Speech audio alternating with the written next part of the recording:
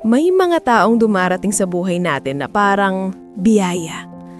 Minsan yung akala mong forever, project lang pala nila kung paano ka mapapaikot, mapapaniwala at mapapakinabangan. At kapag nahulog ka talaga, hindi sa kanya, kundi sa trap niya. Doon mo lang malalaman kung gaano kasakit maging mabait sa maling tao. Ako nga pala si Arvin, 28 years old, taga San Mateo, Rizal. Hindi ko alam kung malas lang ba talaga ako sa pag-ibig o masyado lang akong madaling mauto kapag nagmamahal. Pero kung may isang babae na nagpatunay kung gaano ka-cruel minsan ng mundo pagdating sa puso, walang duda, si Riza yun. Una ko siyang nakilala sa isang small event sa barangay namin. Tahimik siya, parang ayaw makihalubilo at may aura na parang babait at mahinhin. Alam mo yung tipo ng babae na hindi mo iisiping manloloko dahil mukha siyang inosente. Ganun si Riza. Parang hindi kayang magsinungaling. Parang hindi kayang gumawa ng kalokohan. Parang hindi kayang manakit. At siguro doon ako nagkamali. Doon ako nagpauto. Mabilis akong nahulog sa kanya. Hindi dahil sexy siya, hindi dahil cute siya, kundi dahil simple siya. Hindi bungangera, hindi pa sweet sa iba, hindi maarte. Lahat ng signs na akala mo wifey material, nasa kanya. Kaya ako ayun, parang tanga kong nagpresenta ng lahat. Ako yung laging andyan kapag may kailangan siya. Ako yung nagbibigay ng load, ng pagkain, ng pamasahe. Ako rin yung nagbibigay minsan ng pambayad ng kuryente nila kapag may emergency. Kapag may problema, ako agad ang takbuhan. Kapag may kailangang bayaran, ako rin. Laging nakaabang. Sabi niya may sakit daw ang mama niya. Kaya daw kailangan ng panggamot. Kaya ako ayun, nagbibigay. Hindi ko kayang makita siyang nahihirapan. Sabi niya na walang daw ng trabaho ang kuya niya kaya wala daw tumutulong sa bahay. Ako ulit. Hatid ng hatid, padala ng padala. Kung ano-anong dahilan ng lumalabas pero dahil mahal ko siya, hindi ko yun pinag-isipan. Gago na kung gago, oo. Pero ako yun. Ganun talaga ako magmahal. Buo, walang bawas. 1 taon kami ni Riza. At sa loob ng 1 taon na yun, never ko naisip kahit 1 segundo na kaya niya akong lokohin. Kasi bakit naman, di ba? Ang bait niya, ang lambing niya, at sinabi niya mismo sa akin na ako raw ang pinakamabait na boyfriend niya. Pero minsan, yung sobrang bait, yun pala yung nagiging weakness. At dumating ang gabing bumagsak lahat ng ilusyon ko tungkol sa kanya. That night, nasa bahay ko si Riza. Naiwan niya yung cellphone niya sa mesa kasi nagmamadali siyang umuwi. Hindi ako the type na nangihimasok sa gamit kaya hindi ko talaga yun ginalaw. Plan ko sana ibalik kinabukasan. Pero habang naliligo ako, biglang nag-vibrate ng tuloy-tuloy yung phone niya. As in, sunod-sunod parang may raid. Paglabas ko ng banyo, napatingin ako sa screen. Hindi ko pa rin kinuha. Pero nag-pop up ang mga pangalan. May honey. May be. May my loves. May baby. At may isang pangalan na umikot talaga ang sikmura ko. Asawa ko. Gusto ko ngang i-convince sarili ko na tropa niya lang yan. Pero nang tumawag silang sabay-sabay at 5 iba't ibang lalaki ang sunod-sunod na nagre-ring sa phone niya, doon na ako kinabahan ng malala. Parang hindi ko na kaya ang curiosity. Parang may malakas na boses na nagsasabing, Arvin, buksan mo na. Kailangan mo nang malaman. Hindi ko nga sinasadya pero binuksan ko ang phone. At Diyos ko, walang passcode. At dun ko nakita ang pinakamadilim na eksenang hindi ko akalaing posible. Ang dami niyang kachat. Iba't ibang lalaki. Iba't ibang tawagan. Iba't ibang sweet messages. Halos lahat sila nag-good night, I love you. Sabay-sabay pa. At pinaka masakit, lahat sila nagpapadala sa kanya ng pera. May mga screenshots pa ng GCash, pang load baby, pang food sweetheart. Ako na muna sa bills mo. At ako? Ako pala yung main sponsor. Ako pala yung regular na gatasan. Ako pala yung pinakamadaling lapitan. Ako pala yung tanga. May isang conversation na literal nagpaikot ng sikmura ko. Wait lang asawa ko ha, uunalin ko lang i-chat si Arvin. Siya kasi ang magbabayad ng bills namin ngayon. Siyempre ikaw lang ang labs ko. Bye muna, kita tayo sa linggo sa house mo. Hindi ko maipaliwanag yung sakit. Parang binuhusan ako ng elo. Parang binugbog ako ng hindi ko nalalaman. Parang tinanggalan ako ng dignidad habang nakatayo lang dun sa sala. Naloko ako. Nagamit ako. Naging investment ako nang may iba pa siyang branches sa inyo. Sausawan pala ng bayan yung girlfriend ko. Hindi lang pala ako ang jowa niya. Marami pala kami.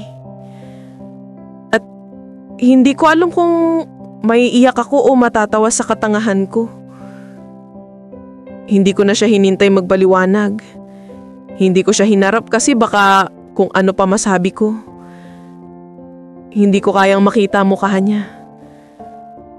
Nag-message ako isang sentence lang. Alam ko na. Salamat sa lesson. Hindi na ako magpapaloko sa gagaya mong manggagamit. At mula noon, hindi dahil na-trauma ako pero dahil natuto akong unahin ang sarili ko. Akala ko dati kapag mabait ka, ibabalik sa'yo ng tao yun. Pero hindi pala. Hindi lahat ng tahimik, mabait. Hindi lahat ng mahinhin, tapat. At hindi lahat ng kailangan ay mahal ka. Minsan, kung sino pa ang sinsero, siya pa ang ginagawang ATM. Kung sino pa ang totoo, siya pa ang unang sinasaktan. At kung sino pa ang nagmamahal ng buo, siya pa ang pinakaunang nasisira. Pero ngayon, hindi ako bitter. Hindi ako galit. Pero hindi na rin ako bobo. Kung may pinakamasakit na aral akong natutunan, kapag sobra kang mabait, nagiging biktima ka ng mga taong sanay manamantala. At hindi ko hahayaang mangyari yun ulit. Kahit kailan.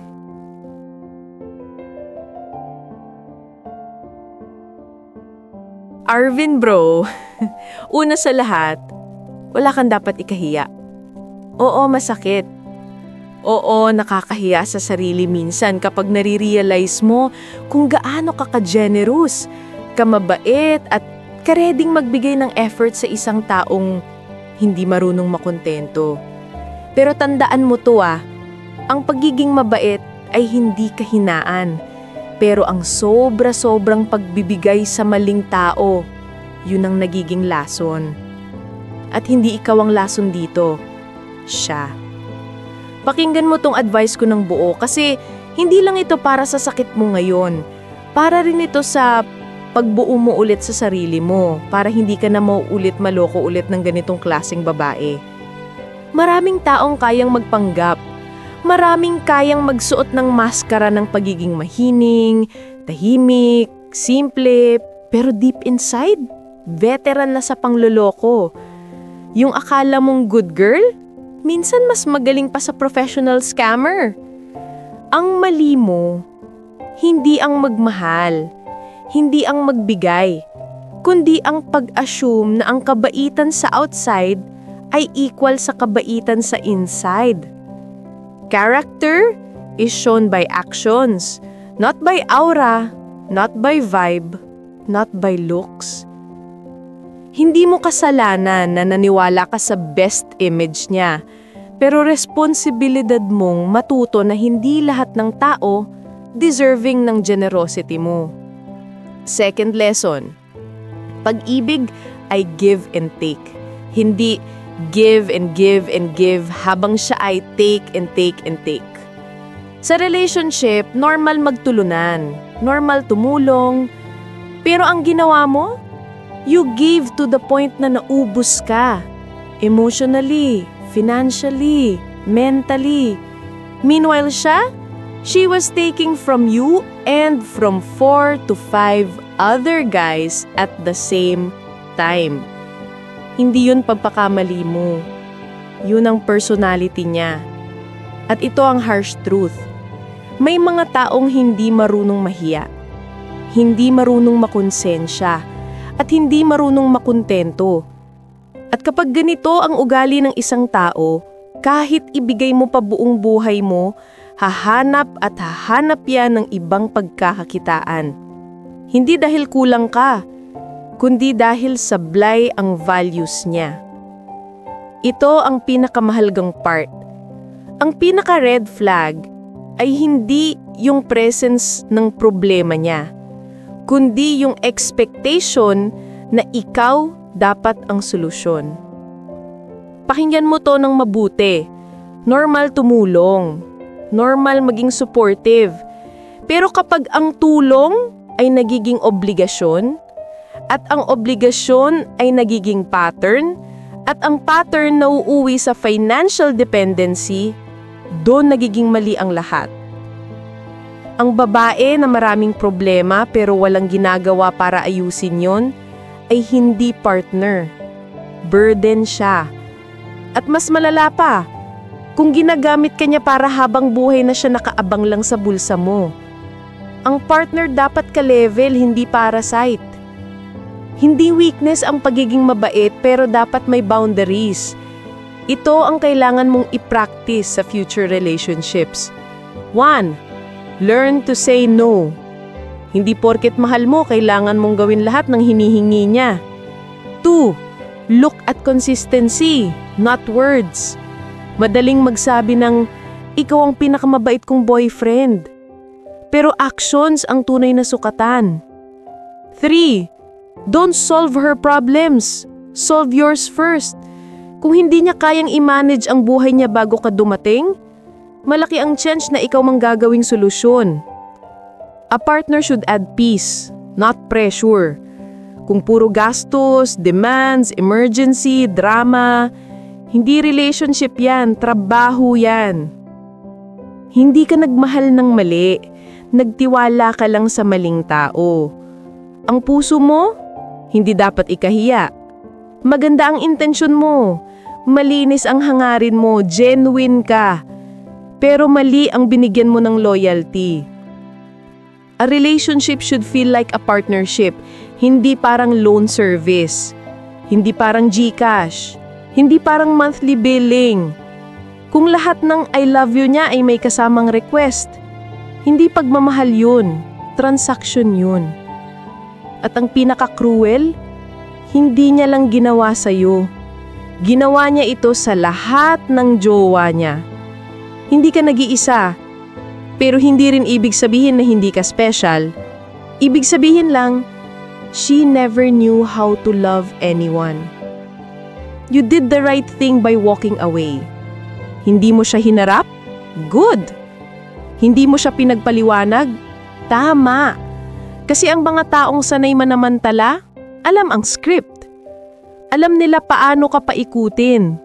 Alam nila paano ka pakunwariin na sila ang kawawa. Alam nila paano gumamit ng iyak, guilt, drama, paawa story. At ikaw? You were smart enough to cut it clean. Your message na, salamat sa lesson, solid, direct, mature. Hindi nagpauto sa drama. You respected yourself even when she did not. Moving forward, huwag mong pigilan ang sarili mong magmahal ulit. Pero ngayon, may armor ka na. Ito ang dapat mong baunin. Observe patterns, hindi yung aura. Check behavior, not words. May standards dapat. Kapag may red flag, huwag baliwalain. Huwag agad magbigay financially. Huwag maging savior, maging partner. At ang pinaka-importante, hindi ka na bobo, hindi ka na tanga, natuto ka na. Hindi ka mahina kasi naloko ka. Hindi ka tanga, hindi ka gago. Naloko ka kasi mabait ka. Naloko ka kasi marunong kang magmahal. Naloko ka kasi hindi mo iniisip na may taong kayang manamantala ng ganun ka-inosente at genuine na tao tulad mo. Pero hindi na mahuulit yan. Bakit? Kasi ngayon, marunong ka nang mag-set ng boundaries. Marunong ka nang tumingin ng signs. Marunong ka nang magtanong, deserve ba ako nito? May nakukuha ba akong respeto? Equal ba kami? At kapag hindi pantay, hindi ka na magbibigay.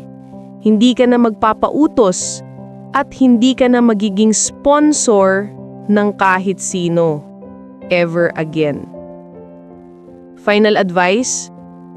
Arvin, huwag kang magbago dahil lang may isa o dalawang taong manloloko. Magbago ka para protektado ka sa mga ganitong klaseng tao. Magmahal ka pa rin. Maging mabait ka pa rin. Pero ngayon, with wisdom, with boundaries, with standards. At tandaan mo, hindi ka ang naubos, siya ang nawalan. Maraming salamat sa pakikinig ng kwento ngayon. Kung may reaction or suggestion kayo, pwede nyo i-comment sa ibaba at promise na babasahin namin yan. Kung gusto nyo pang makinig ng mga kwentong kapupulutan ng aral at inspirasyon, huwag kalimutang mag-like, mag-subscribe at i-click ang notification bell para lagi kang updated. Kung may kwento naman kayo na gusto nyong ibahagi at mapakinggan dito sa page, mag-email lang sa mga lihimnakwento@gmail.com. Hanggang sa susunod na kwento, paalam at ingat palagi!